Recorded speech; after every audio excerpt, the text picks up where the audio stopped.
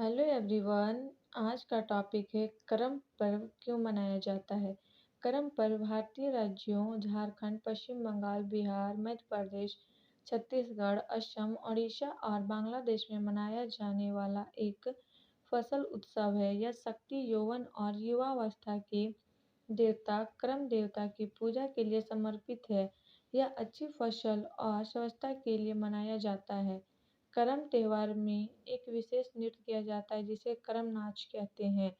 यह पर्व हिंदू पंचांग के भादो मास की एकादशी को झारखंड, छत्तीसगढ़ सहित देश विदेश में पूरे हर्षोल्लास के साथ मनाया जाता है। इस अवसर पर श्रद्धालु उपवास के पश्चात करम वृक्ष की शाखा को घर के आंगन में रोपती करते हैं तथा मिट्टी से हाथी और घोड़े की मूर्तियां बनाकर करम देवता की पूजा करते हैं। पूजा अर्चना करने के पश्चात महिला पुरुष नगाड़ा, मांदर और बांसुरी के साथ करम शाखा के चारों ओर करम नाच गान करते हैं। दूसरे दिन कुल देवी देवता को नया अन्न देकर ही उसका भोग शुरू होता है। करम नृत्य को नई फसल आने की खुशी में लोग नाच गाकर मनाया जाता है। करम पर्व विभिन्न आदिवासी और गैर आदिवासी समूहों द्वारा मनाया जाता है, जिनमें शामिल है बेंगाम, भूमिज, उरांव, खड़िया, मुंडा, कुड़मी, कोरवा, बांगल, बिंझवारी, करमाली, लोहरा आदि।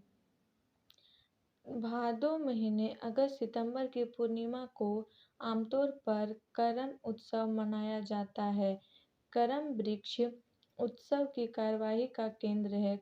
करम उत्सव की तैयारी त्योहार से लगभग 10 या 12 दिन पहले शुरू हो जाती है। 9 प्रकार के बीज जैसे चावल, गेहूं, मक्का आदि टोकरी में लगाए जाते हैं, जिसे जावा कहा जाता है।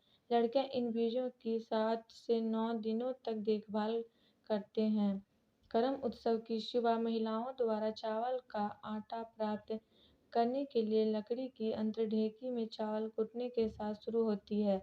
इस चावल के आटे का उपयोग स्थानीय व्यंजन बनाने के लिए किया जाता है, जो मीठा भी हो सकता है और नमकीन भी।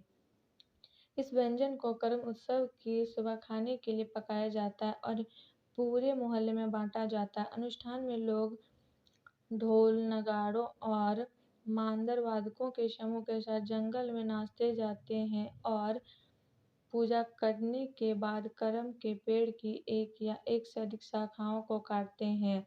शाखाओं को आमतौर पर अविवाहित युवा लड़कियां द्वारा गांव में लाया जाता है और गांव के अखाड़ा, कभी-कभी मैदान में के बीच में शाखा को लगाया जाता है, जिसे गाय के गोबर से लीपा जाता है और फूलों से सजाया जाता है। एक ग्राम पुजारी क्षेत्र के अनुसार पाहन या देहुरी धन और संतान देने वाले देवता करम देवता के लिए अंकुरित अनाज और हंडिया को प्रसाद में चढ़ाता है।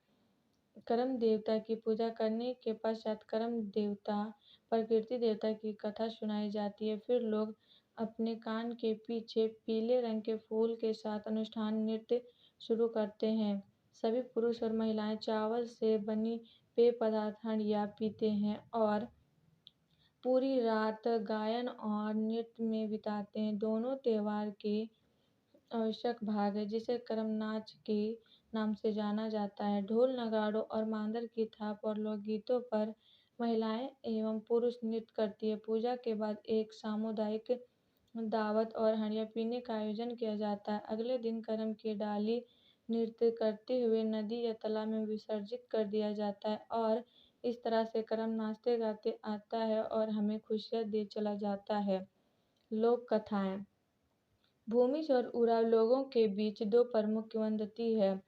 पहली कथा के अनुसार 7 भाई एक साथ रहते थे, जिनमें 6 बड़े भाई खेतों में काम करते थे और सबसे छोटा भाई घर पर ही रहता था। वह अपनी 6 भाभियों के साथ आंगन में एक करम के पेड़ के चारों ओर नृत्य और गीत गाया करता था। एक दिन वे नाच गाने में इतने मशगूल थे कि बड़े भाइयों का खाना उनकी पत्नियां खेत तक नहीं ले गई।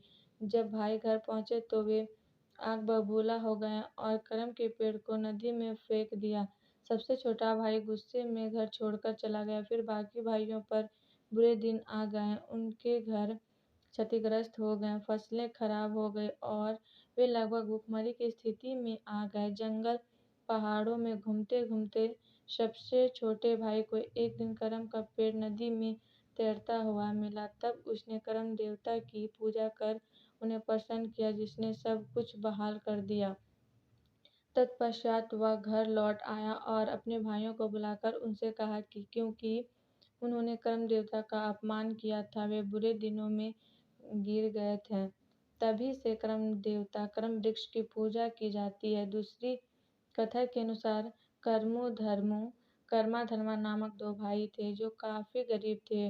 उनकी एक बहन थी जिनसे वे बहुत प्यार करते थे। उनकी बहन करम पौधे की पूजा किया करती थी और उसके चारों ओर नाचते गाते रहती थी।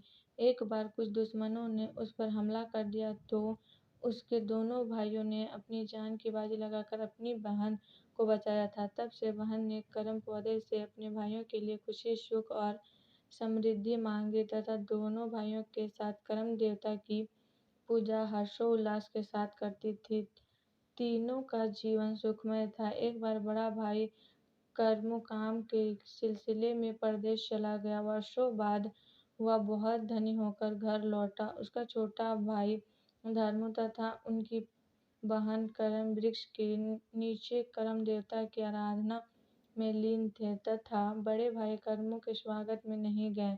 क्रोधित होकर कर्मों ने करम वृक्ष को उखाड़ कर नदी में फेंक दिया। उसके पश्चात कर्मों और धर्मों का जीवन कठिनाइयों से गुजरने लगा और उनकी भुखमरी की स्थिति हो गई।